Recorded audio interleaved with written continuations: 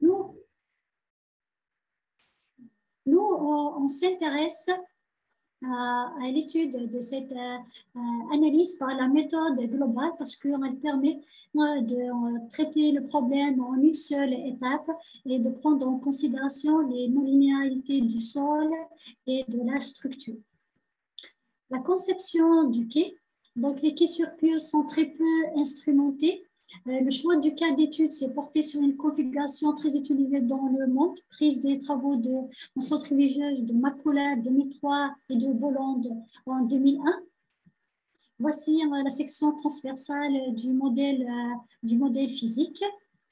Et voici une représentation du modèle numérique utilisé dans ce travail par le code de calcul Plaxis 2D. Donc, on remarque ici en bleu la plateforme fondée sur 7 pieux verticaux et 2 paires de pieux inclinés, traversant une digue en arrangement là en vert qui surmonte un remblai de sable lâche. Et le sol de fondation et le sol derrière le remblai sont de sable dense. Voici les propriétés des éléments structuraux repris dans la modélisation pour le pieu et la plateforme. Pour le comportement du sol, sachant que ce dernier est un matériau très complexe et les mécaniciens du sol ont développé différents modèles pour se rapprocher de son comportement, une question s'est posée. Quel est l'effet de la précision du modèle de sol sur le comportement sismique du quai sur pieux? Pour répondre à cette question, on a décidé d'analyser la réponse sismique du quai sous 3 différents modèles de comportement de sol avec 3 différentes précisions qui sont le modèle Moore-Coulomb, Harding Sol et Harding Sol with Small Strength. Donc, pour le premier modèle élastique parfaitement plastique avec le critère de rupture de Moore-Coulomb qui utilise 5 paramètres qui sont présentés dans le tableau 2. Le deuxième modèle, c'est le modèle Harding développé par Chance en 1999. Utilise en plus des paramètres de Moore-Coulomb d'autres qui sont présentés dans le tableau 3 pour élaborer les paramètres de 3 rigidités. On a utilisé les expressions 3, 4 et 5 qui sont devant vous. Pour le dernier modèle, le modèle Harding Sol with Small Strain développé par Benz, il a les mêmes caractéristiques que le modèle Harding, mais cette fois-ci avec 2 paramètres supplémentaires. Et voici les expressions pour les déterminer. Mais malheureusement, devant l'absence de données expérimentales, on a utilisé l'équation 8, qui est l'équation de Herde-Black, pour déterminer G0 de référence. Le chargement sismique, c'est celui du séisme de Loma Prieta en 1989, enregistré à la station d'Auckland Outer Harbour, avec un PGA de 0,15 G. L'effet de la précision du modèle de comportement du sol. Donc, la figure 10 représente le déplacement total des pieux. On remarque ici, à la pointe des pieux, le déplacement est très petit. Cela est dû au fait que les pieux sont encastrés dans du bon sol. Mais on remarque que ce déplacement augmente jusqu'à atteindre une valeur maximale dans la partie supérieure des pieux. Et c'est le même cas pour tous les pieux du quai. On remarque que le modèle Harding Sol, là en vert, présente des déplacements qui sont très petits par rapport aux deux autres modèles de comportement de sol. On a pris la valeur maximale de chaque pieu, on les a représentés dans la figure 11. On remarque que le déplacement des pieux augmente du côté mer vers le côté terre, c'est-à-dire du pieu 1 vers le pieu 7. Et au niveau du pieu 7, le modèle Moore-Coulomb obtient un déplacement supérieur de 80% supérieur pour le modèle HS là en bleu. Il obtient un déplacement supérieur de 71% par rapport au modèle HSS. La même chose pour le déplacement total au sommet de la digue. On remarque que le modèle le plus grand déplacement, max, et aussi permanent. Pour valider notre analyse, On a présenté sur la figure 13 le déplacement total autour de la digue. On remarque pour le modèle Mokulo et le modèle HS que le déplacement ici, axe, il avoisine 14 à 15 cm, contrairement au modèle HSS, ici qu'on obtient un déplacement max qui avoisine 8 à 9 cm. Ce déplacement coïncide avec les résultats trouvés par Hidari et Turkomani. Ici, on trouve un déplacement de 9 cm. La même chose pour les surpressions interstitielles.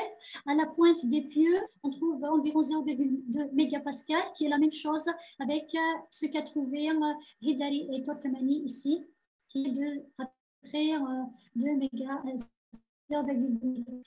On constate que le modèle HS se rapproche des résultats trouvés dans la littérature. Cela est dû au fait qu'il prend en considération la variation de la rigidité du sol lors du chargement sismique, lors des petites déformations, et intègre aussi l'amortissement hystérétique des matériaux, contrairement au Mokulo, lui qui utilise un modèle de comportement de sol qui est plutôt constant. L'effet de la configuration de la digue en enrochement, on a vu au début que la configuration de la digue et que les enrochements influençaient beaucoup sur le déplacement de la digue. Il existe plusieurs configurations. Ici, on a utilisé 3. La première, c'est la configuration de type Katzler. Donc, on remarque ici que juste une couche d'enrochement. La configuration multilift, c'est une superposition de 2 couches. Et la configuration single lift, ici, de section triangulaire. Donc, on a soumis ces 3 modèles au séisme de 0,15 G de Loma Prieta, toujours avec la même procédure, mais cette fois-ci uniquement avec le modèle HSS, puisque c'est lui qui se rapproche le plus du comportement réel du sol. On a remarqué que les digues sont déplacées latéralement vers le côté de la mer, comme un bloc monolithique. On remarque ici que les déformations est différente. On remarque qu'il y a une courbure concave pour la pente côté mer, une courbure convexe pour le permon côté mer. C'est la même chose pour les 3 digues. On remarque qu'au sommet de la digue, il y a des tassements, contrairement au pied de la digue, il y a des soulèvements. Ces observations sont en accord avec les modes de rupture observés dans les digues de protection proposées par l'Association de navigation Pionk en 2001. Pour le déplacement total max des pieux, on remarque la même chose, les pieux se déplacent, se déplacent plus dans la configuration Katzler, ici en bleu clair, et cela pour tous les pieux, pour chaque pieux. On remarque que la configuration single lift en bleu foncé, c'est elle qui engendre de petits déplacements. Pour le déplacement latéral au sommet de la digue, la configuration Katzler, ici en vert, engendre un plus grand déplacement. La configuration single lift obtient des petits déplacements. On remarque que son déplacement sont très proches avec la configuration multilift. Pour le déplacement vertical, c'est le contraire. C'est la configuration Katzler qui enregistre un petit déplacement et les grands déplacements sont enregistrés pour les 2 autres configurations. Il faut conclure maintenant. D'accord. En conclusion, the influence of the soil constitutive model used in this study is demonstrated on the result of pi and the Katzler rock digue. It concludes that the MC model is not appropriate to modeling seismic behavior of pi supported rock, and it's recommended to use advanced model. The choice of the appropriate soil constitutive model has significant effects on the numerical results and depends on many factors related to the type of analysis, expected precision, and available soil parameters. En analysant l'influence de la configuration de la digue en enrochement, Il en résulte que le comportement de ces trois configurations est différent. Et dans les zones de faible sismicité, la digue de configuration single lift enregistre des déplacements très inférieurs.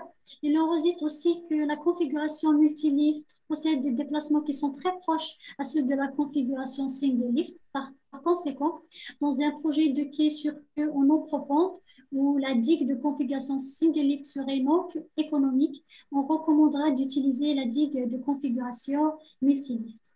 Et voici les références bibliographiques utilisées pour élaborer cette présentation. Et je vous remercie de votre attention. Je vous rends la parole. Merci. Ben, du coup, bon, c'est un petit peu long, hein. Vous avez peut-être un petit peu beaucoup de diapositives, hein, pour un temps de parole d'une dizaine de minutes, hein. Je pense qu'à l'avenir, il faut que vous essayiez d'être un peu plus concise dans le nombre de diapositives. Donc, quelques questions.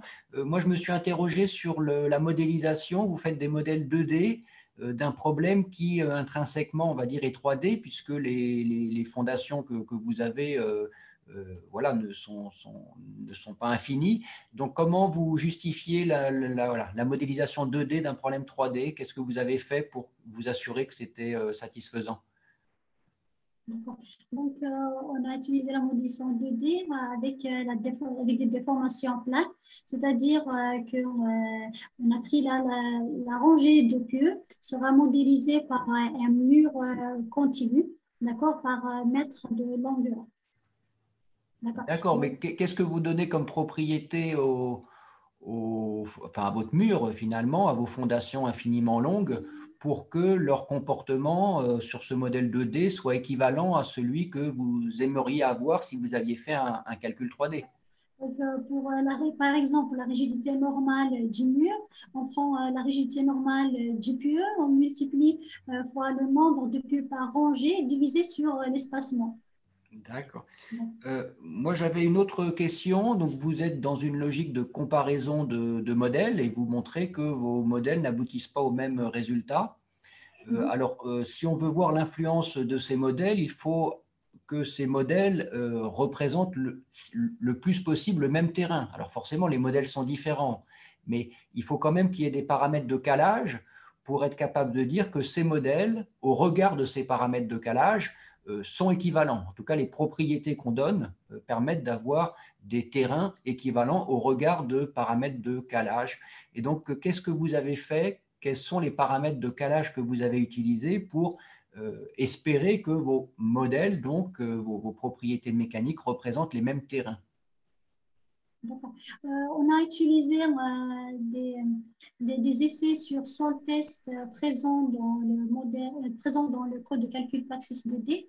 Ce sont des essais expérimentaux et aussi des essais triaxial et sur l'odomètre. On a trouvé des courbes qui disent que comme quoi les paramètres utilisés représentent bien les sols. Les paramètres du sol qu'on avait pris au début. Philippe, tu souhaites poser aussi une ou deux questions? Bah, j'avais une question qui était assez convergente. Donc, bon, vous montrez bien que les modèles n'arrivent pas au même résultat, mais comment vous avez justifié que c'était le dernier, le HSS, qui était le mieux. Mais parce qu'on trouve que le déplacement se rapproche avec les résultats qu'on a trouvés dans la littérature. ben oui, mais bon, il n'y a jamais eu de comparaison avec la réalité. Voilà, comment vous pouvez, de manière un peu, la littérature montre ça. Bon, est-ce que par exemple sur des événements qui ont eu lieu, il y a eu des moyens de mesure qui peuvent permettre de caler des paramètres? C'était sur des essais expérimentaux, c'était des essais parce que les quais sur pieux c'est-à-dire il y a un manque de données sur l'instrumentation de quais sur pieux lors des séismes. Donc, j'ai pris des résultats expérimentaux sur une centrifugeuse et on l'a modélisé avec la méthode des éléments finis. D'accord. Et dernière petite précision ou commentaire. Vous avez parlé donc de simple lift, multilift. C'est quelque chose sur quel critères ces technologies, ces techniques de réalisation sont basées en fait? C'est-à-dire la différence en quelque sorte pour réaliser La différente une façon de certaine faire les enrochements. configuration.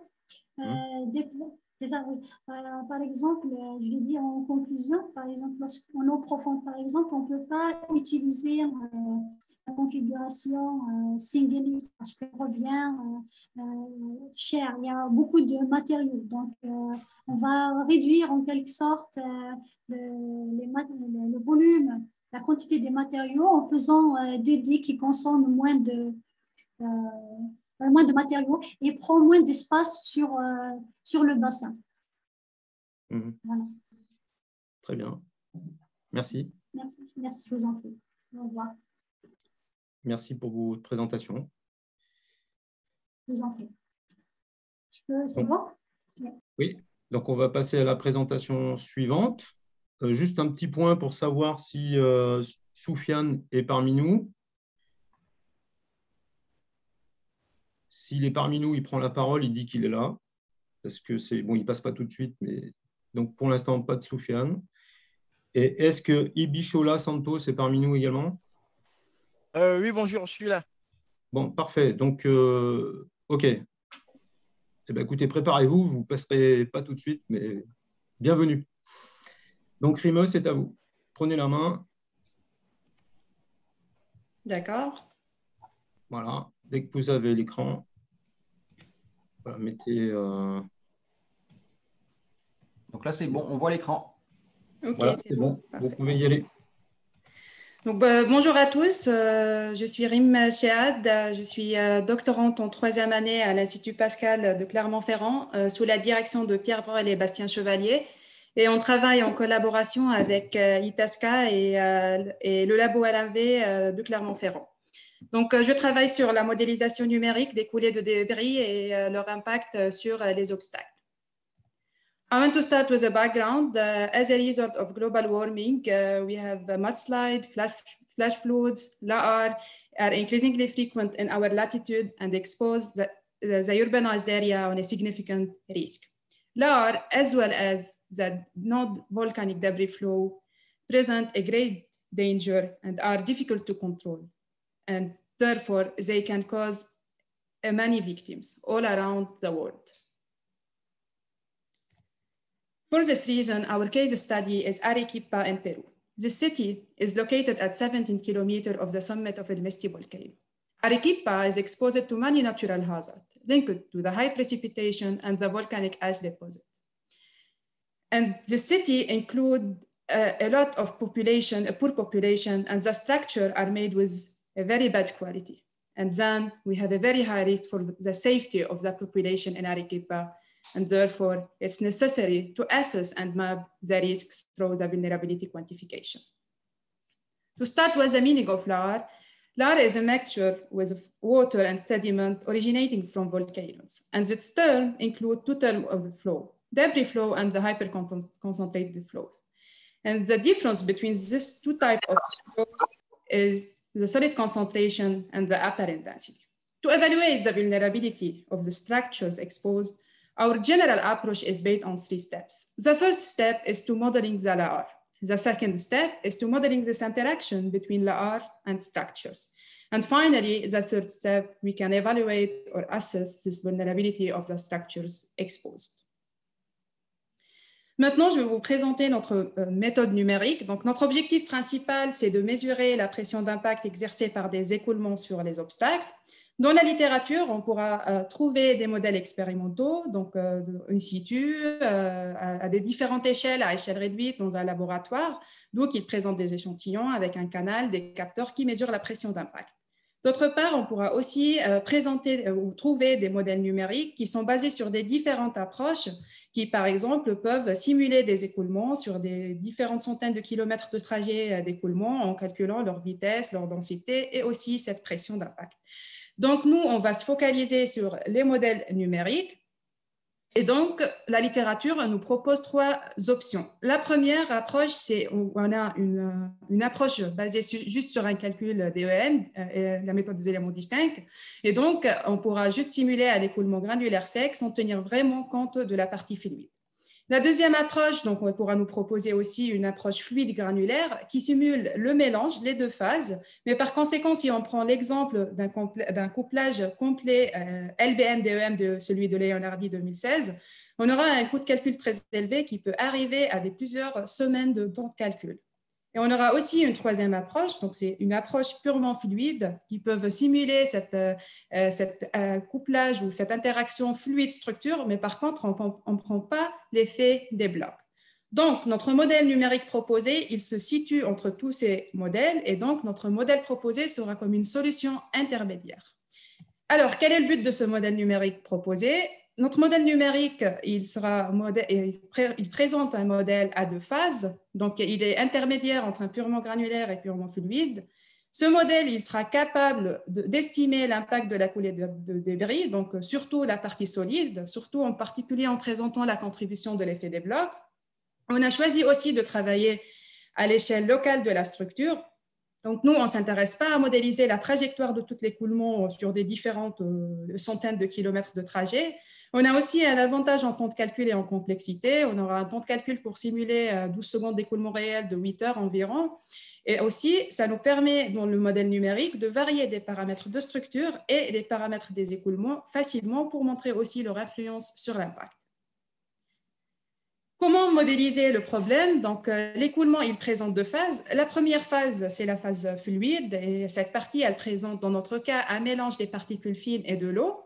Donc, cette phase fluide, elle sera modélisée par Telemac 3D, un code pour les écoulements à surface libre, qui est basé sur la Navier-Stokes Equation. Et donc, dans le but d'obtenir les vecteurs vitesse et la surface libre du fluide.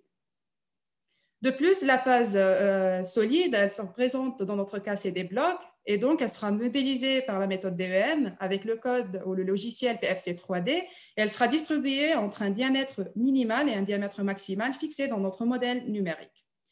Concernant les interactions fluide-bloc, donc dans notre cas, on a pris l'effet de fluide sur les blocs en tenant compte de la poussée Archimède et de la force de traînée, et cette force, drag force, elle est calculée en fonction de la vitesse du fluide et de la vitesse du bloc. Donc, pour vous présenter maintenant un peu comment le fonction du modèle, donc on a utilisé la méthode de volume élémentaire représentative comme une chambre d'alimentation, le VER, où il génère les particules avec une distribution granulométrique donnée, une porosité en avance. Dès que les particules commencent à se générer à l'entrée de la ravine, il y a ces interactions fluide-particules qui sont activées et on aura les forces fluides qui s'ajoutent continuellement pendant le processus de la génération des particules, en fonction de ce calcul fluide qu'on fait juste une seule fois et qui est séparé de DEM.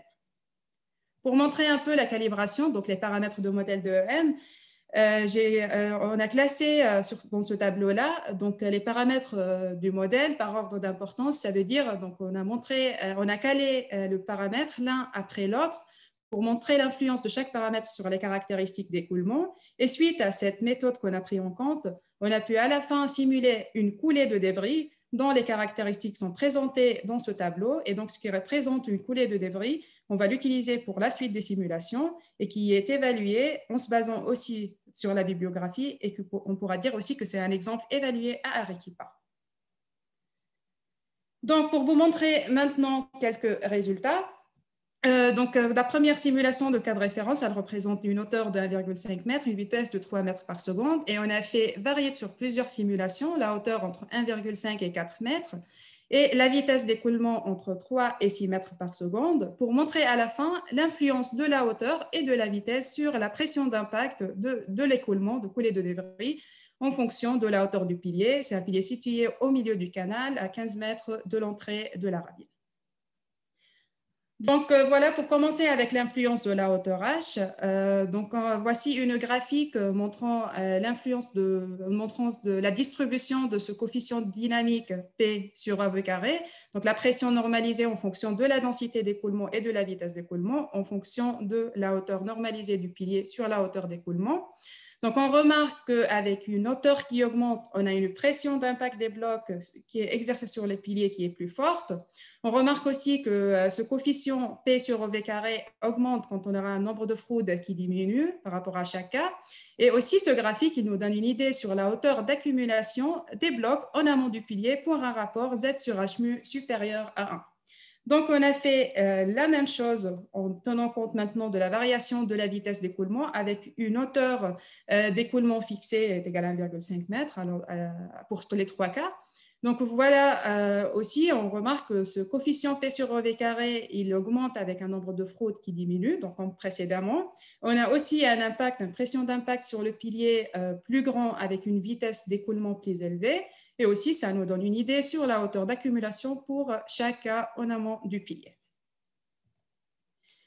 Donc maintenant, pour comparer nos résultats avec les modèles empiriques de la littérature, donc on a placé nos coefficients P sur OV carré en fonction du nombre de fraudes des 5 simulations qu'on a fait, qui représentent les points roses.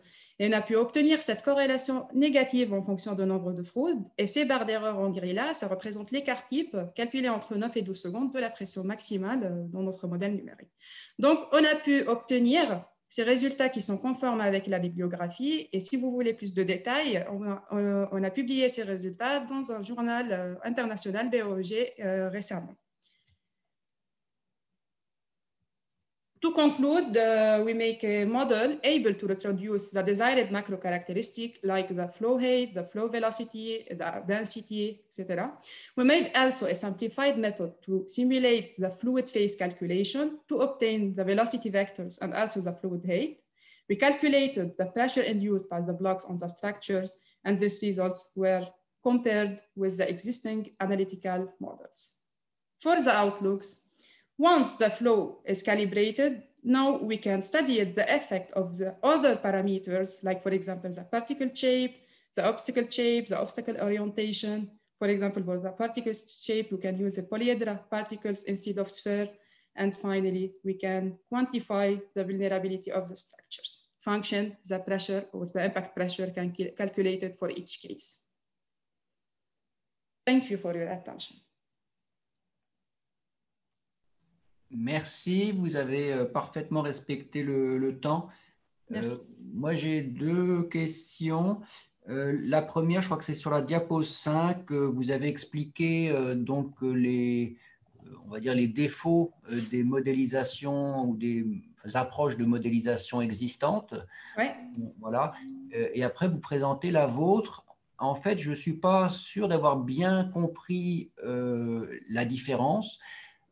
Dans votre approche, il y a quand même un premier calcul qui est fait avec un milieu où il y a à la fois un fluide et des particules. Donc, il me semble que ça s'apparente à la deuxième approche ici que vous appelez fluide granulaire. Oui, c'est ça. Vous dites que c'était un coût de calcul élevé. Donc, est-ce que vous pouvez un petit peu réexpliquer la différence et en quoi votre approche permet d'être plus rapide, plus efficace? Qu'est-ce qui les distingue réellement? Donc, comme j'ai déjà présenté les trois options, donc on a une option qui ne tient pas en compte l'effet du fluide. Donc, si on parle juste de granulaire sec, on a une approche qui présente les deux phases, fluide et solide. Et si on va faire un couplage complexe en représentant l'effet de fluide sur les blocs et les particules sur le fluide, on aura un coût de calcul très élevé qui pourra durer plusieurs semaines de calcul. Et par contre, nous, on a un temps de calcul, disons, en tenant compte de ces deux phases qui durent quelques heures.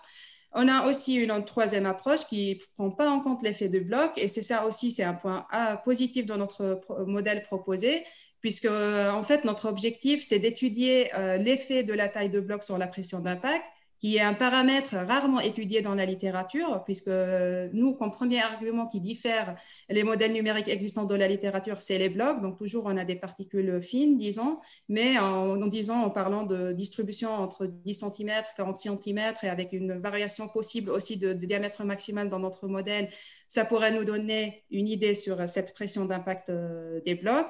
Donc aussi, on a un point positif, comme j'ai déjà dit, sur l'avantage du temps. On a aussi des paramètres de structure comme l'orientation, la forme, comme par exemple la typographie du canal. Ça pourra être facilement changé et étudier cette aussi influence sur la pression d'impact. Voilà. Alors, vous ne répondez pas complètement à ma question, ou alors je n'ai pas compris. Vous avez quand même un modèle à deux phases. Oui. Et vous dites que le modèle à deux phases votre prédécesseur, on va dire, prenait beaucoup de temps de calcul parce que les interactions qui étaient modélisées étaient peut-être très complexes, très fines, etc. Si vous avez un modèle à deux phases qui va beaucoup plus vite, j'ai envie de dire de deux choses l'une. Soit vous avez simplement un algorithme de résolution qui est plus efficace, donc voilà, vous réussissez à résoudre des équations plus rapidement. Soit vous avez en fait un modèle un petit peu plus simple, c'est-à-dire que dans les interactions que vous souhaitez modéliser, vous avez adopté des simplifications qui vous permettent ensuite d'aller plus rapidement dans la résolution. Oui, en fait, nous, on prend en compte l'effet du fluide sur les blocs, donc on tenant compte juste de l'effet de la poussée Archimède et la force de traînée, mais en fait, on n'a pas pris en compte, et c'est pas, disons, un couplage bidirectionnel, on a fait juste un calcul qu'on ne prend pas en compte l'effet de particules sur les fluides, donc ça pourrait aussi aider à avoir des temps de calcul plus rapides, disons. Aussi, l'échelle de la modélisation, nous, lorsqu'on simule un écoulement à 25 mètres de longueur, c'est pas pareil lorsqu'on lance des simulations avec des trajectoires des centaines de kilomètres, puisque aussi on travaille sur l'échelle locale de la structure.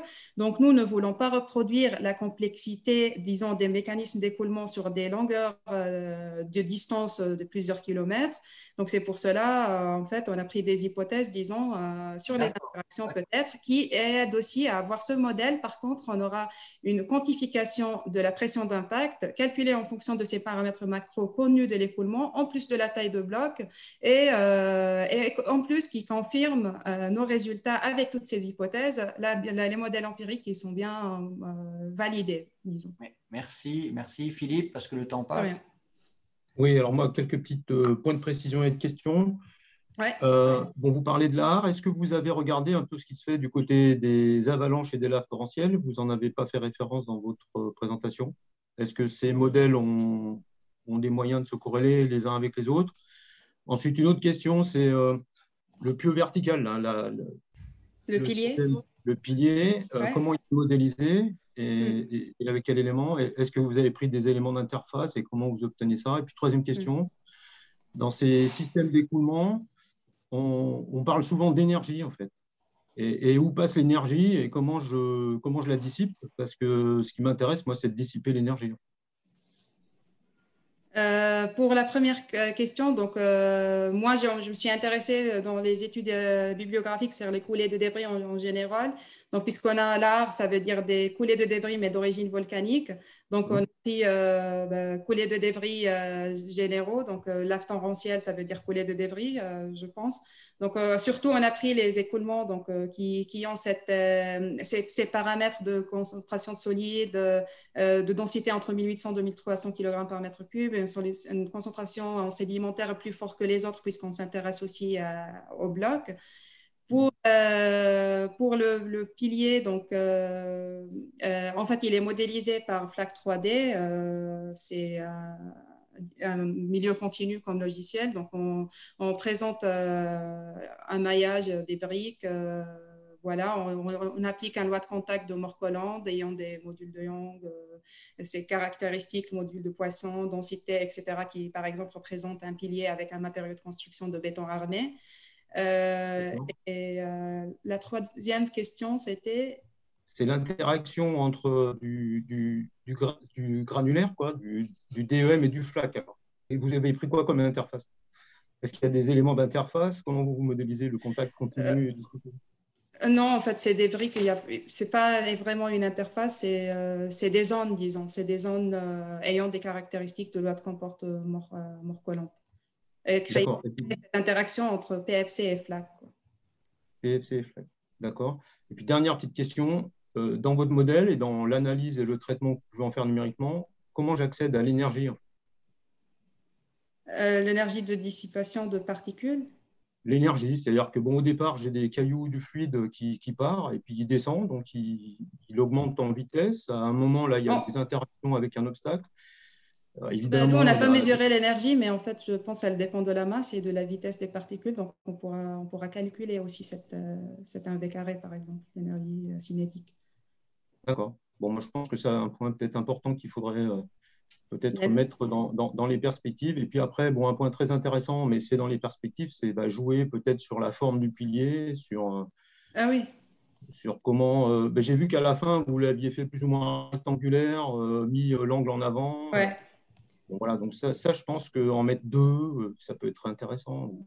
Voilà. Ouais. Bon, Exactement. Quelques petits points, mais merci pour votre présentation.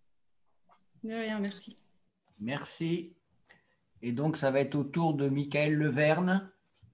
Tout à fait. Alors, je partage. Donc, une étude expérimentale des mécanismes et des conditions d'envol des poussières, application au chantier de terrassement. Tout à fait. Donc, merci pour cette présentation, Monsieur Deck. Est-ce que tout le monde voit mon écran? On voit et on entend. Très bien. Alors, c'est parti. Alors, du coup, je me présente, Michael Leverne, doctorant à l'université Gustave Eiffel. Donc, effectivement, on va parler de cette thématique de l'envol des poussières liées à la circulation des engins sur les chantiers de terrassement. Alors, pour ce qui est du plan de la présentation, donc je vous ferai l'introduction et la conclusion en anglais. Pour la présentation des résultats, je vais me focaliser sur deux problématiques. On va d'abord pour montrer l'effet de la sculpture des pneus sur la dégradation des sols. Et dans un deuxième temps, on va essayer de modéliser un petit peu ce qu'on pourrait appeler la propension des sols à générer de la poussière.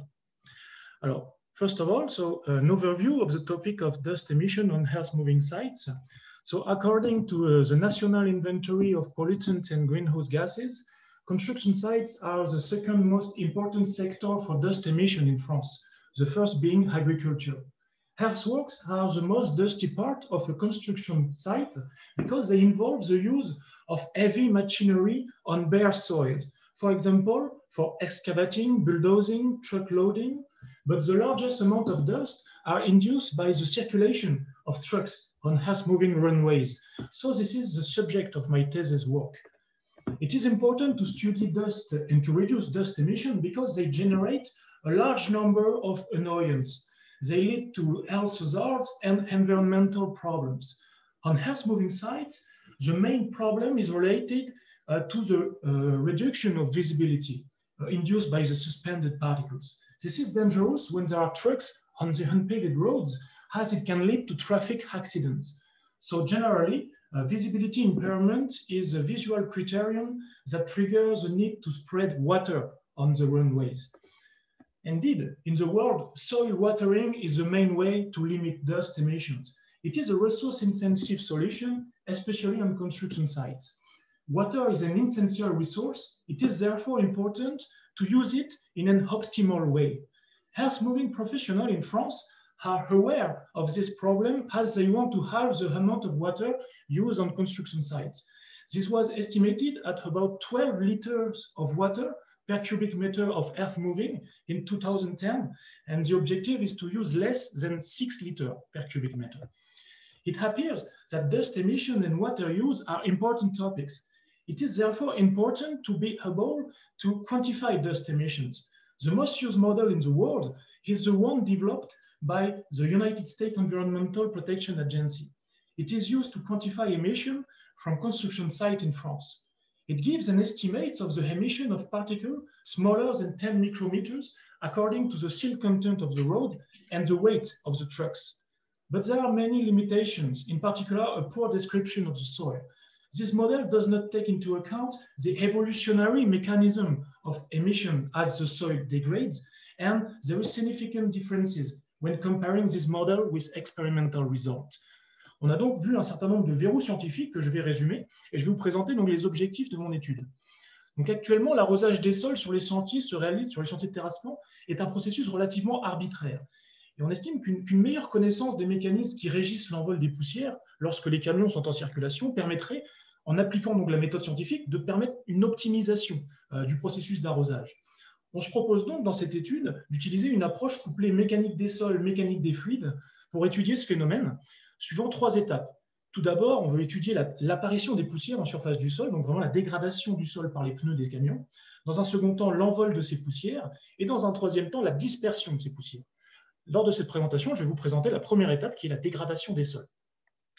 Donc, la méthodologie que nous avons adoptée pour l'étude que je vais vous présenter, on a utilisé 4 sols. On a travaillé avec un sol prélevé sur chantier dans le secteur Val d'Europe, en région parisienne, et 3 sols reconstitués en laboratoire, mélange d'argile kaolinite et de sable d'Austin. Vous voyez ici sur la droite la classification de ces 4 sols suivant le guide des terrassements routiers. on voit qu'on a travaillé avec des sols fins qui ont une gamme assez large finalement de classification. Un sol A1, deux sols A2, un sol A3. Ces sols, on les humidifie en laboratoire et on les compacte à l'optimum Proctor par compactage, par roulement, pour reproduire finalement la construction d'une piste de circulation sur chantier. Après avoir reproduit la piste, on la dégrade, on simule la circulation des camions dans un simulateur de trafic. Ici, je vais vous présenter une étude qu'on a fait avec un pneu lisse et avec un pneu sculpté. Et donc, on dégrade le sol et au fur et à mesure de sa dégradation, on collecte les particules arrachées par les pneus et on quantifie donc la dégradation de surface, ce qu'on appelle comme étant cette dégradation, qui est l'accumulation de particules, la masse de particules arrachées par unité de surface. Et on s'intéresse également aussi à l'évolution de la granulométrie de ces particules. Donc, dans un premier temps, je vais vous montrer une comparaison des résultats expérimentaux obtenus avec pneus lisses et pneus sculptés sur nos sols.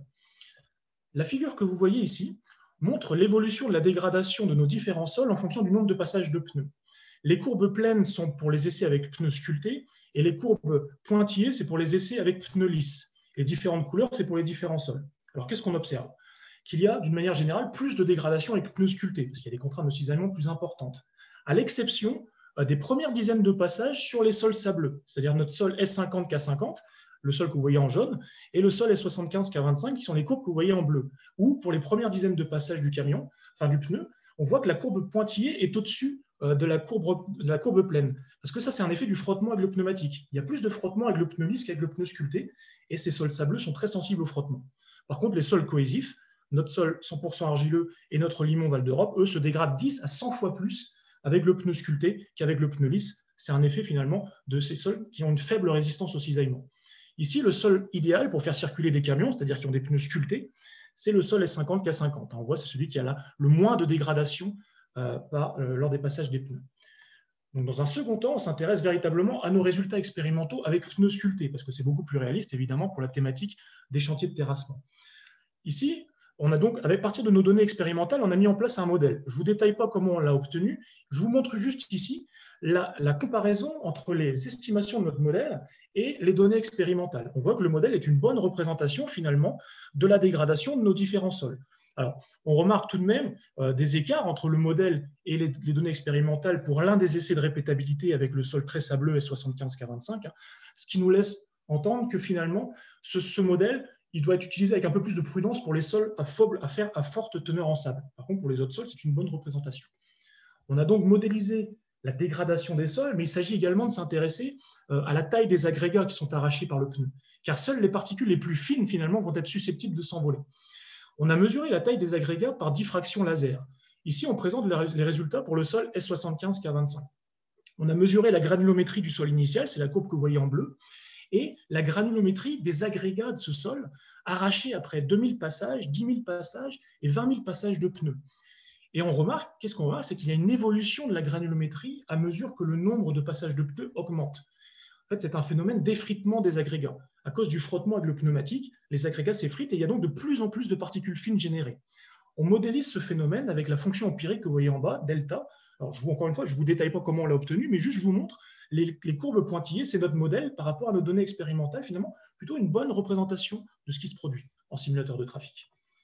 On a donc développé un modèle d'évolution de la dégradation des sols et un modèle d'évolution de la granulométrie des particules, des poussières générées. En couplant ces deux modèles, on obtient un modèle d'évolution des émissions de poussière en fonction du nombre de passages de camions. On considère ici le cas de la circulation d'un tombereau 725 de 47 tonnes, qui est très utilisé sur les chantiers de terrassement. On a donc, pour chacun de nos 4 sols, les émissions de poussière estimées par notre modèle, c'est les courbes en bleu, et les émissions de poussière estimées par le modèle classique de l'Agence américaine de protection de l'environnement. Ce sont les courbes en orange. On remarque que notre modèle a l'avantage, finalement, de mettre en évidence l'évolution des émissions de poussière à mesure que le sol se dégrade, que le nombre de passages de camions augmente, ce que ne fait pas le modèle de l'USEPA. Ainsi, avec notre modèle, en identifiant un seuil d'émissions de poussière à ne pas dépasser, on peut anticiper le moment où il sera nécessaire d'arroser le sol sur le chantier. On peut donc anticiper les quantités d'eau nécessaires au préalable, par exemple. On remarque qu'il y a de fortes différences entre notre modèle et le modèle de l'USEPA, notamment pour le sol S0K100. Alors, c'est dû au fait que ce sol est 100% argileux, alors que le modèle de l'USEPA a été développé à partir de sols à faible teneur en argile. Alors, nous, on a utilisé un sol 100% argileux. En réalité, ce n'est pas réaliste de faire circuler des camions sur des sols 100% argileux, mais nous avons choisi ce sol pour étudier la problématique d'un point de vue, entre guillemets, fondamental, et essayer de mettre un peu en place un modèle universel de dégradation des sols, quelle que soit leur granulométrie. And to finish, to conclude, we have undertaken work to study the mechanism of dust emission on construction sites. And in this presentation, we focused on the appearance of dust particles related to the shear generated by the tires of the trucks. The results show that soils have different behaviors. Sandy soils are more sensitive to tire friction, while cohesive soil degrades mainly due to the shear generated by the tread of the tires. So the degradation of an unpaved road consists of a progressive tearing and crumbling of the aggregates of soil particles by the tires. And we developed a model to take all these phenomena into account, and we consider that our model should allow for a better management of watering on construction sites. Et je voudrais donc remercier les techniciens qui nous ont aidés à réaliser ces essais. Vous remercier pour votre attention, et si vous avez des questions, je me ferai plaisir d'y répondre.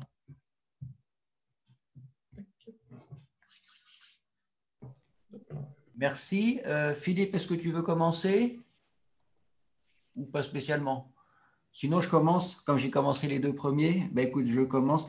Moi, je me suis posé deux questions. J'ai l'impression que vous avez répondu à des questions qu'on avait pu vous communiquer, parce que vous avez dû avoir un feedback là, de votre article. J'ai l'impression que sur la diapo 19, là où on compare les différents modèles, est-ce que je me trompe en disant que finalement le modèle USEPA, finalement, il a tendance à donner donc la quantité d'émissions de poussière un petit peu sur le long terme, en quelque sorte, à long terme, alors que vous, votre modèle permet de prendre en compte un comportement à court terme qui est moins défavorable, parce qu'à court terme, il y a moins d'émissions. Alors, en réalité, ce modèle de l'USEPA, il a été obtenu donc, par cette agence américaine, en fin de compte, qui a fait beaucoup d'essais sur beaucoup de chantiers, mais en fait, ils ont mis tout ça dans un modèle statistique, et en fait, ça ne montre pas l'évolution. Mais c'est vrai qu'en fait, c'est un peu une moyenne, en fait, le modèle de l'USEPA. Mais nous, cette moyenne, ça ne nous intéresse pas trop, dans le sens où ce qu'on voudrait savoir, c'est l'évolution des mécanismes. Donc, mais oui, vous avez raison, c'est un peu une moyenne, quoi. C'est sur le long terme. Voilà ce que ça donne, grosso modo, quand on fait beaucoup de mesures sur beaucoup de chantiers. Mais par contre, on ne met pas en évidence les mécanismes. Parce que nous, on avait l'impression, enfin là, j'ai l'impression si on met de côté le S0400 que vous avez discuté, on a un peu le sentiment que vos courbes sur le long terme, donc pour un nombre de passages de camions de 10 000, ont tendance un petit peu en comportement asymptotique, à rejoindre la courbe orange. Alors, bon, il y a quand même des différences, hein, mais c'est pour ça que j'avais le sentiment que peut-être vous, dans votre approche, vous mettiez en évidence plus le comportement à court terme où il y a moins d'émissions. C'est comme ça que je voyais un petit peu la chose. Et, alors, autre question que je me suis posée, donc il y a une problématique après d'arrosage. Et donc, dès lors qu'on arrose, est-ce que le comportement va évoluer? Voilà, parce que finalement, on roule sur une chaussée humide. Est-ce que c'est susceptible d'avoir une influence ou voilà, quel est votre avis? Ouais, effectivement, ça c'est vrai que en fait, on part du principe, d'abord, on simplifie le problème. Et en fait, l'idée, c'est de le complexifier au fur et à mesure. Là, c'est vrai que c'est simpliste dans le sens où on simule en fait un sol qui a été compacté, qui ensuite on les laisse sécher nos sols. Donc, en fait, on simule une piste qui en fait vient juste d'être compactée et qui va se faire dégrader. Mais vous savez que vous avez raison, lorsqu'on arrose, déjà le comportement à l'interface sol-pneu n'est plus du tout le même, c'est vrai. Donc, il va y avoir une évolution. Donc, c'est vrai que ça pourrait être intéressant de faire des essais, par exemple, en simulateur de trafic, en arrosant, en faisant circuler sur un sol saturé et de regarder ce que ça change. Je pense que ça va arracher de plus gros agrégats parce que ce qu'on remarque sur les chantiers, c'est que quand on arrose les sols, on a tendance à voir des ornières se former parce qu'on perd la capacité portante sur les premiers centimètres. Donc, il y a des ornières et ça exacerbe les envols de poussière finalement parce que les ornières, c'est des zones de faiblesse qui ensuite, après, quand ça sèche, c'est une catastrophe. Donc, c'est vrai que on pourrait même dire qu'on pourrait même aggraver le modèle. Mais ça, c'est vrai que c'est une première étape, on va dire, faite en laboratoire, en conditions où on maîtrise un certain nombre de choses. D'accord. Merci. Philippe? On ne t'entend pas. Merci Olivier de me rappeler à l'ordre. Merci pour la présentation. Et donc, juste un point de commentaire, je pense que c'est une thématique très intéressante et très importante donc, pour les chantiers de terrassement. Bon, pour tous ceux qui auront des chantiers de terrassement, vous n'aurez jamais des visions apocalyptiques telles qu'elles vous ont été montrées en début de présentation avec des niveaux de poussière. Ce n'est pas possible en France et en Europe. Donc, voilà, donc ça, c'était un petit point de précision.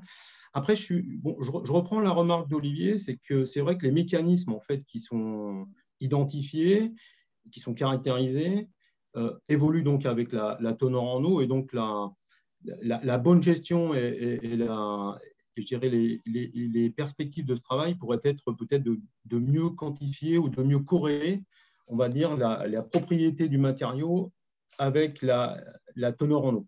Est-ce que ceci s'est envisagé? Dans quelle perspective? Est-ce que vous pouvez nous en dire plus?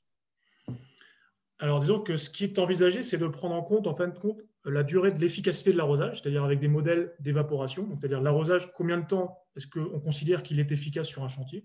Donc ça serait une première chose. Ce modèle-là, effectivement, c'est en gros le sol est sec le matin et les camions commencent à circuler en début de matinée. Et à partir de quand il va falloir arroser la première fois? Donc c'est vrai que ce modèle, ça pourrait être à partir de quand il faut arroser la première fois. Mais c'est vrai que ce qu'on pourrait envisager, et ce qu'on avait discuté notamment avec M. Insenga, qui est directeur environnement à Vinci Terrassement Construction, ça serait de suivre un chantier sur le long terme et finalement de pouvoir vraiment corréler, de dire à partir de quand la nécessité d'arroser arrive, et de voir est-ce qu'on peut corréler ça finalement avec la circulation des camions, et de voir au début, la première arrosage au bout de combien de temps, deuxième arrosage au bout de combien de temps, et de caler tout ça avec nos modèles pour pouvoir un peu mettre des facteurs de correction pour dire, voilà, quand on est en conditions plus humides, avec un sol saturé, on va avoir besoin d'arroser au bout de tant de temps. C'est vrai que c'est des perspectives intéressantes, oui, je pense. Après, qui nécessiteraient beaucoup plus d'être sur chantier, c'est vrai, parce qu'en laboratoire, si on commence à arroser nos sols dans des petites éprouvettes, c'est vrai, est-ce que c'est représentatif? Je ne pense pas. Il faut plutôt mener des campagnes vraiment expérimentales sur chantier de terrassement, je pense, pour cette thématique-là. D'accord. Et puis un autre point, donc en début de votre présentation, vous avez dit avoir focalisé sur un point précis qui est le décollement, l'arrachage de la matière. Après, il y a les envols, la quantification.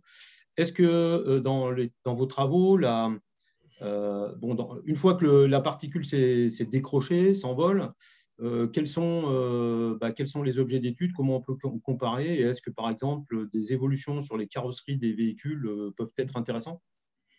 Oui, effectivement. Alors, on mène aussi en parallèle toute la thématique mécanique des fluides de la thèse, c'est des essais en soufflerie, effectivement, avec les différents types d'engins qu'on rencontre sur les chantiers. Et l'idée, c'est d'avoir en fait les turbulences qui sont générées dans leur sillage, et donc de quantifier ce qu'on appelle les contraintes de Reynolds en mécanique des fluides, c'est-à-dire vraiment les contraintes des contraintes de l'écoulement d'air qui vont s'appliquer sur nos poussières. Et on applique des modèles statistiques pour avoir vraiment une vision du nuage de poussière qui est généré et comment il va se disperser. Et on a déjà remarqué, par exemple, que des tombereaux, par exemple, auront tendance à générer plus de poussière que des camions comment on appelle ça, des camions à cabine avancée, c'est-à-dire les camions qui ressemblent un peu à des semi-remorques. Donc, on commence aussi à prendre en compte cette thématique. Il y a des stagiaires qui travaillent dessus. On est sur cette thématique-là en soufflerie de plus en plus. Et c'est vrai qu'on commence à avoir des choses intéressantes. Et on essaye notamment de tester le fait de mettre des bavettes semi-rigides derrière les pneus, voir ce que ça donne. Le fait de mettre du matériau dans la benne, est-ce que ça change quelque chose en termes d'aérodynamisme? Le fait de circuler à 30, soit 50 km/h, qu'est-ce que ça change? C'est un peu ce qu'on est en train de voir maintenant, ouais, effectivement. Très bien. Merci. Merci. On va donc passer au candidat suivant. Donc, je pense que Soufiane Aïssaoui n'est pas parmi nous, pas encore. Ou s'il est parmi nous, il faut qu'il se signale. Et je ne pense pas que ce soit le cas. Donc, on a prévenu Ibichola Santos qu'il allait passer plus vite que prévu. Et je pense qu'il est prêt. Il a mis sa caméra. Il partage l'écran. Super. Et donc, écoutez, dès que vous êtes prêts, vous pouvez démarrer. On ne vous entend pas, par contre. D'accord. J'ai lancé mon plein écran qui devait arriver. Normalement, vous devez avoir mon mot plein écran affiché à l'écran. Voilà. Nous, on voit votre présentation. On vous voit, vous. On vous entend bien. Donc, vous pouvez démarrer. Super. Merci. So, hi everybody. I'm Ibichola Santos, and I'm going to talk with you today about the modeling, intrinsèque modeling of the fatigue of asphalt mixes. So, fatigue of asphalt mixes is the main mode of pavement degradation, and that's why engineers need asphalt mixes fatigue performances to design road pavements. To obtain those performances, we use fatigue tests in laboratories such as two-point bending fatigue test in France, four-point bending fatigue test in USA, and angular tensile test in Germany. The main problem right now is that for the same material, fatigue results vary according to the type of test carried out. So in the field of pavement mechanics, we are still looking for a modeling of fatigue tests that would allow us to simulate the result of all types of fatigue tests using the same set of parameters. And that is the main goal of our work today, to develop this intersect modeling of fatigue tests. Donc, revenons en français. Donc, pour atteindre cet objectif, nous avons voulu, dans un premier temps, qui va constituer la première partie de cette présentation, réaliser une campagne expérimentale afin de nous fournir des jeux de données pour confronter à nos données, à nos simulations plus tard. Donc, tout d'abord, je parlais d'enrobé bitumineux. Nous avons travaillé sur le sable bitume. Comme tout enrobé bitumineux est un mélange entre bitume, granulat, et qui conduit à un comportement thermo-viscoélastique. En s'intéressant un tout petit peu à la bibliographie, nous avons vu que nous n'étions pas les premiers, bien entendu, à nous intéresser à ce sujet. Et d'un point de vue expérimental, il y a plusieurs thèses, plusieurs études qui se sont déjà intéressés à ce sujet, et ils ont utilisé, d'après nous, des moyens limités à l'époque, tels que des jauges thermiques, des capteurs LVDT, des jauges de déformation, qui ne fournissent que des valeurs ponctuelles au cours de l'essai. Avec le développement des nouvelles techniques de mesure de champ, on s'est rendu compte qu'au cours des essais quasi-statiques jusqu'à présent, il existe des variations locales des champs cinématiques et thermiques au cours de ces essais. Raison pour laquelle nous, pour apporter une originalité dans nos démarches, nous avons choisi de réaliser des essais de fatigue sur des essais sur poutre console et des essais en flexion 4 points. Jusque-là, rien de nouveau.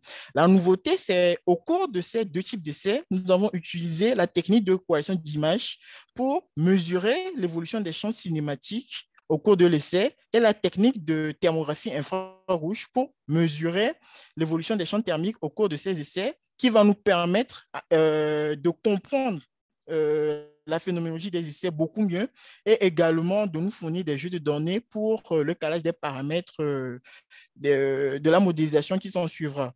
Nous avons utilisé des éprouvettes avec ou sans entaille à cause de la modélisation qui a été adoptée, dont nous parlerons un peu plus loin.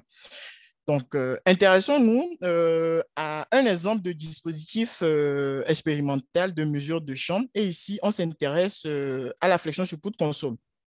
Donc, nous avons ici à l'écran en rouge, globalement, c'est le banc d'essai de fatigue. Et ici, si vous suivez ma souris, c'est l'éprouvette trapézoïdale. Donc, jusque-là, c'est classiquement ce qui se fait avec l'essai de fatigue sur poutre console. L'originalité, ce que nous voulons faire, c'est utiliser une caméra thermique que nous avons ici à l'écran et une caméra numérique pour suivre l'évolution des champs thermiques et cinématiques. Donc, les caméras sont synchronisées avec la machine de fatigue pour fournir les champs cinématiques et thermiques que nous avons ensuite étudiés. Donc, ici, je présente les résultats d'un essai de fatigue sur poutre console effectué à 350 microdef et 25 RCJ de Rennes sur une éprouvette non entaille de sable bitume. Donc, à gauche, vous pouvez voir qu'on a trois courbes, une en noir, une en rouge et une en bleu. Celle en noir, c'est la courbe classique, le résultat classique qu'on obtient à la suite d'un essai de fatigue. Donc, c'est la courbe de fatigue, l'évolution de la force en fonction du nombre de cycles. Et grâce au post-traitement des images cinétiques que nous avons, par exemple, l'image B qui est le champ de déformation, par exemple, on est capable de faire un post-traitement pour obtenir la cinétique de fissuration qui est tracée en bleu sur la courbe. De la même manière, le post-traitement des températures maximales sur le champ mesuré nous permet également de tracer la courbe en rouge, qui n'est rien d'autre que l'évolution de cette température maximale. Donc, on a plusieurs données qui nous permettent d'améliorer la compréhension, mais aujourd'hui, j'aimerais qu'on s'attarde juste sur un point très important qui a guidé la modélisation. C'est-à-dire, en croisant les deux champs cinématiques et thermiques, on a retracé le trajet de fissuration et on a observé qu'il y a un échauffement en pointe de fissure qui se propage également avec le déplacement de la pointe de fissure au cours de l'essai, ce qui conduit à une conclusion qu'on a un fort couplage entre l'état thermomécanique et de la fissuration. Donc, un travail de modélisation pour qu'il puisse être réaliste devra prendre en compte à minima ces deux phénomènes. Donc, c'est ce travail de modélisation qui a été fait dans la troisième partie de cette présentation. Et ce qu'on a observé, c'est, contrairement à ce qu'on a observé, c'est dans la littérature, plusieurs auteurs continuent ou utilisaient plutôt des modèles d'endommagement avec la thermique. Mais nous, ce qu'on a observé, c'est que le problème pour être réaliste à simuler, c'est qu'il nous faut prendre en compte une sollicitation alternée, sollicitation cyclique de l'éprouvettes, sur un matériau qui est thermo-viscoélastique, qui intègre également de la fissuration. Ce qui nous a conduit, contrairement à ce qui se fait globalement dans le domaine, à proposer une modélisation qui intègre un couplage thermomécanique à de la loi de Paris pour décrire la fissuration dans le matériau. Donc, cette modélisation conduit à trois parties. Une partie mécanique avec l'équation que nous avons ici en bas à gauche, la partie thermique avec ces équations au milieu, la partie de la loi de Paris qui a été modifiée car initialement développée pour de l'élasticité classique, on l'a modifiée pour l'adapter à la thermosusceptibilité du matériau. On ne va pas trop entrer dans les détails de l'équation, mais ce qu'il faut savoir globalement, c'est un modèle qui conduit à un système couplé non linéaire. On a utilisé un algorithme de résolution itératif avec des discrétisations temporelles de type Euler implicite et nous avons fait des formulations variationnelles pour effectuer l'implémentation d'un logiciel FFM++ pour sa résolution élément fini. Donc, ici, on va s'intéresser maintenant à l'application de cette simulation à nos données expérimentales.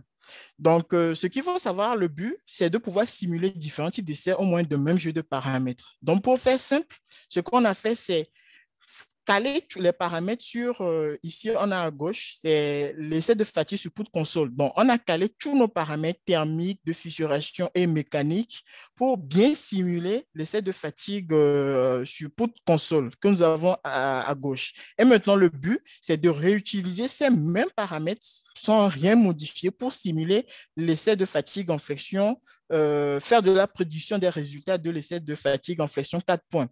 Et c'est ce qui a été fait ensuite. C'est la seconde figure à droite que nous avons qui nous permet de nous rendre compte que l'objectif qui était fixé, c'est-à-dire de développer une modélisation qui puisse nous permettre de faire de la prédiction d'un type d'essai en se basant sur les mêmes jeux de paramètres est atteint, qui est la nouveauté, l'amélioration qu'on amène dans le domaine de la mécanique des chaussées. C'est quelque chose qu'on attendait vraiment dans un domaine qui n'était pas encore disponible. Donc, in conclusion, we can say that the main goal of our work was to develop an intrinsèque modelization of fatigue of asphalt mixes. And to achieve that goal, we started to get some experimental results by carrying out fatigue tests in a 2-point bending test and 4-point bending test on the same material with the measurement of kinetic fields with digital image correlation and thermal field with infrared thermography. That leads to a better comprehension of the fatigue test, and we saw that there is a high coupling between thermomechanical states and cracking states. So that leads of the simulation of fatigue test with a model that's coupled the thermomechanical states with Paris law to describe the cracking kinetics. So we use that modeling to predict with a good fitting between experimental and numerical data. And like perspective, you can say that will help people in the field of road pavement mechanics to better to improve the norm of pavement design and design a road with a high lifetime level. So thank you for your attention. Merci, j'en ai fini. Merci. faut le temps qu'on rallume tout ça. Vous avez tenu les 10 minutes, je crois, c'est bien. Quelques questions. Moi, d'abord, sur les objectifs, pour être sûr d'avoir bien compris, au début, donc peut-être la diapo 2, vous expliquez qu'il existe plusieurs essais de fatigue, voilà. Oui. Que ces essais, en fait, vous posez la question des liens parce que finalement, moi, je ne connais pas très bien le domaine, mais vous expliquez qu'on n'arrive pas forcément à passer d'un essai à l'autre. Donc, est-ce que ça veut dire que concrètement, si je veux donc qualifier un enrobé, eh bien, si je le qualifie au moyen d'un essai de flexion, je peux par exemple avoir le sentiment que c'est un enrobé qui va être très résistant, on va dire, à la fatigue, donc peu soumis à ces phénomènes de fatigue, alors que si je fais un autre essai, donc avec le même objectif, par exemple une flexion 4 points, là au contraire, je suis susceptible d'avoir des résultats qui me donneraient l'impression que j'ai un enrobé très sensible. Est-ce que c'est ça que vous voulez dire quand vous dites qu'il n'y a pas vraiment de lien entre ces différents essais?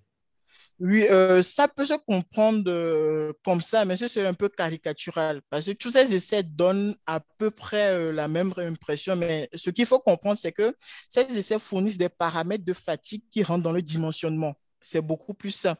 Ce n'est pas sur une classification du matériel par rapport à la fatigue, mais c'est plus sur les paramètres de fatigue qui rentrent dans le dimensionnement, tels que les pentes de fatigue, etc.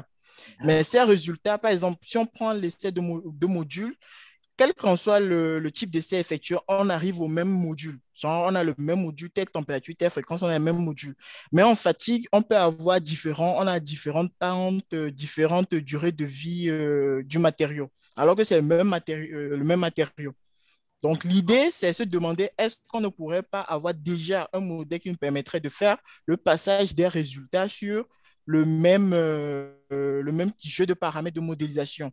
Et D'accord. ça nous permettrait ensuite de mieux comprendre et maintenant d'améliorer les procédures de dimensionnement qui s'en suivront.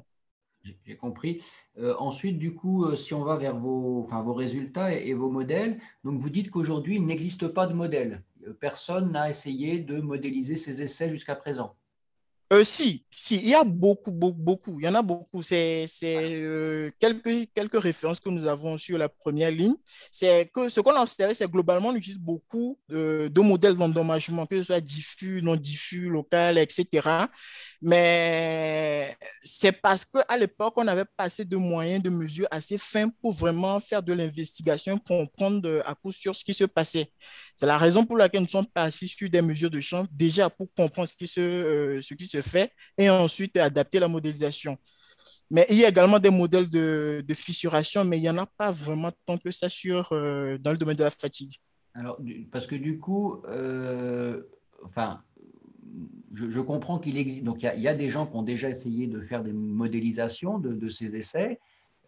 Et vous apportez une approche différente, nouvelle. Du coup, on a envie quand même de voir la différence entre les stratégies de modélisation précédentes et la vôtre. Quand vous nous montrez vos résultats, donc si vous allez au diapo peut-être 10, 11, ouais, ici c'est très bien, on voit que, alors si je prends les courbes rouges à gauche, on voit qu'effectivement, on a votre courbe rouge numérique qui passe assez bien dans la moyenne des points.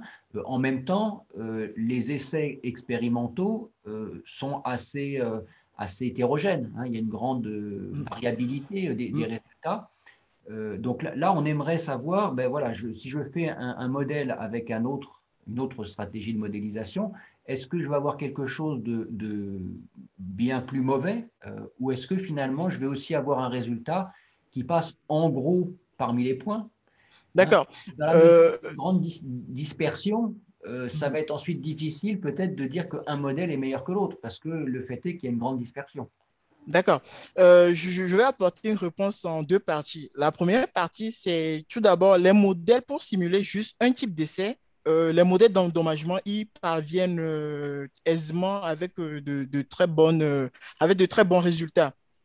En fait, l'apport de notre modélisation, c'est ce qui ne se faisait pas, c'est de pouvoir simuler différents types d'essais au moins d'un même jeu de paramètres. C'est-à-dire, ici, on a simulé les deux essais que vous avez à l'écran de la 2 points et de la 4 points avec le même jeu de paramètres. Ça, c'est quelque chose qu'on n'avait pas dans le domaine. Les anciens modèles, pour passer d'un essai à un autre, il fallait toucher à un paramètre. Il fallait le mettre soit un paramètre, un facteur d'échelle, un facteur de taille, etc. à l'intérieur. Mais ici, l'originalité, c'est que on ne touche plus aux paramètres, on relance les simulations juste en changeant les géométries par rapport aux conditions expérimentales. Et ce que nous on observe, c'est que nous, on est capable de simuler les résultats d'un autre type d'essai en utilisant uniquement les résultats déjà calés pour un type d'essai. Ça, c'est ce qui manquait dans le domaine. Sinon, simuler juste un type d'essai, les modèles d'endommagement, ils parviennent aisément. Ensuite, la seconde partie, vous avez parlé des dispersions dans les courbes de fatigue. Je n'en ai pas parlé parce qu'en 10 minutes, c'était compliqué. Mais ici, comme on a un modèle de fissuration, et on a les champs cinématiques qui nous permettent d'obtenir les trajets de fissuration grâce à la correction d'images numériques. Je ne l'ai pas fait, mais dans notre modèle, on peut intégrer différents trajets de fissuration. C'est-à-dire, expérimentalement, sans entaille, on constate qu'il y a différents trajets de fissuration. Genre, pour une éprouvette, ça peut être à 4 cm de la base, une autre à 6 cm de la base. Donc, en réintégrant numériquement par trajet de déboutonnage dans notre modèle, on constate également qu'en changeant juste de quelques centimètres le trajet de fissuration, on obtient également des dispersions de ces courbes de fatigue. Donc, c'est la réponse apportée en deux étapes. Je n'en ai pas parlé parce qu'il fallait vraiment développer pour que vous puissiez comprendre. Je n'aurais pas eu le temps dans 10 minutes, mais pour ceux qui sont intéressés, il y a la thèse qui est rédigée, c'est très intéressant. Je fais la publicité de ma thèse. On n'est jamais mieux servi que par soi-même. Voilà. Tu veux poser quelques questions? Ouais, Philippe, là, je vais poser juste une petite question. Bon, là, en fait, vous avez calé des modèles sur de l'expérimental. Est-ce que vous êtes capable, avec vos modèles, de faire du prédictif? Oui, tout à fait. Ici, toujours à l'écran, on cale les paramètres sur juste un type d'essai et la simulation qui est faite à droite, c'est rien que de la prédiction. On prédit et ensuite, pour montrer que nos prédictions sont bonnes, on les compare avec les données expérimentales. Mais le calage se fait juste sur un type d'essai, vraiment sur un type d'essai, et tout le reste, c'est que de la prédiction. Donc, vous calez vos paramètres sur l'essai de flexion. L'essai de flexion à gauche, oui. Vous avez le jeu de paramètres oui. que vous déterminez par calage de vos courbes, et ensuite, vous réinjectez et vous faites du prédictif par les courbes obtenues à droite. Oui, c'est exactement ça, oui. A posteriori que les courbes obtenues ne sont pas trop loin. D'accord. Oui, vous n'avez pas essayé de faire la démarche inverse? Si, ça marche dans les deux sens. Bah, il faudra le voir. C'est parce que, en fait, si vous faites, je sais pas, je regarde les courbes de droite, prenons les courbes bleues, par exemple. Oui. Je fais passer une courbe modélisée avec un jeu de paramètres qui est à peu près au milieu là, du fuseau des courbes bleues. Oui. J'obtiens un jeu de paramètres. Si je le réinjecte sur l'essai de flexion, l'essai de flexion à gauche, là, de poutre en flexion, qu'est-ce que j'obtiens en fait? Je ne vais pas obtenir la même chose, ce n'est pas possible. Non, on n'obtient pas la même chose, mais avec les dispersions, on est toujours dans les fuseaux. On est toujours dans les fuseaux. Mais vous avez estimé le jeu de la variabilité ou le critère justement de dispersion, enfin pas dispersion, mais d'amplitude de variation des paramètres qu'il y a par rapport non, ce travail n'a pas été fait, non. Mais je le reconnais, ce serait intéressant, oui, de penser à ça, oui. Il y a un autre point, c'est que bon, vous montrez des points là, voilà, et justement, classiquement, quand même, il y a de la variabilité, il y a de l'erreur, il y a de la dispersion. Donc, on montre plutôt des barres ou des pâtés pour chaque mesure. Vous n'avez pas fait ça? Quelle est la dispersion pour chaque courbe, en fait? Ou la variabilité? Ah, d'accord. Non, mais ce sont des données qu'on obtient, mais c'est juste, il fallait choisir les résultats à présenter. Sinon, ce sont comme je le dis, tout est dans la thèse. C'est juste la limite de temps qui fait qu'on ne peut pas trop parler. Il faut limiter les données à présenter, mais il y a toute cette estimation de dispersion, les erreurs aléatoires, etc. Tout a été fait. Oui, oui. Très bien. Merci. Mais merci à vous surtout.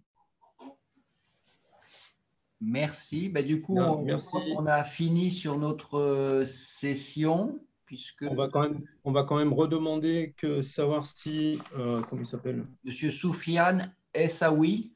Ouais, si M. Soufiane est parmi nous, il ne nous a pas rejoint encore. Bah, c'est dommage. Bon, bah, écoutez, il n'est pas là. Il n'est pas là. Et puis moi, je n'ai pas eu de mail de sa part, Philippe. Tu n'as pas eu d'informations, Wally? Non, ben écoute, on va s'arrêter là. Hein. Bah, ok. Bah, écoutez, merci à tous. Merci pour vos présentations. Merci à toutes les personnes qui ont écouté, assisté. Et puis, à très bientôt. Donc, Marie, tu prends la main. Alors, donc, vous nous quittez. Voilà. Merci, au revoir. Au revoir. Merci, au revoir. Pour demander à tout le monde de se déconnecter, sauf les membres du jury. Et Wally, j'ai même envoyé un mail là pendant la session aux candidats absents, mais pas de réponse. Non, pas. D'accord, tu as bien fait de. Bah, écoute, Ben, ouais. pas eu le. Non, Et il ne s'est pas trompé de jury? Ah. Non, je ne crois pas. Hein. Non, mais c'est parce que Olivier lui a renvoyé une remarque en lui disant que le préciomètre. Ouais, mais effectivement, il s'est peut-être connecté avec le lien d'hier. Hein. C'est The World Wild Essay, il n'a pas trop aimé. Bon, Lilia, il faut nous laisser. Et puis Cyril aussi.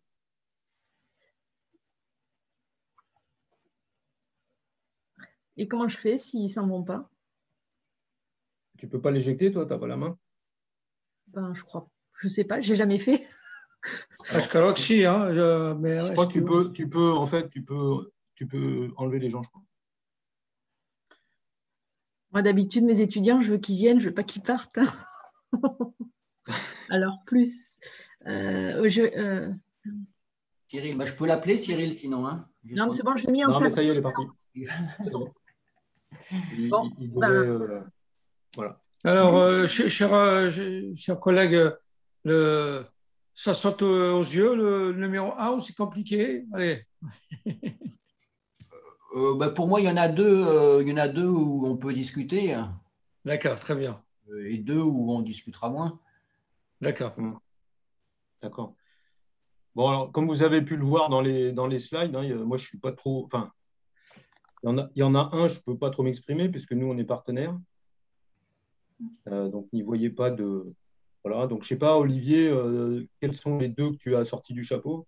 Moi, je prends les deux du milieu, si je ne me trompe pas. La première, Madame Desgoules, de toute façon, ses diapos étaient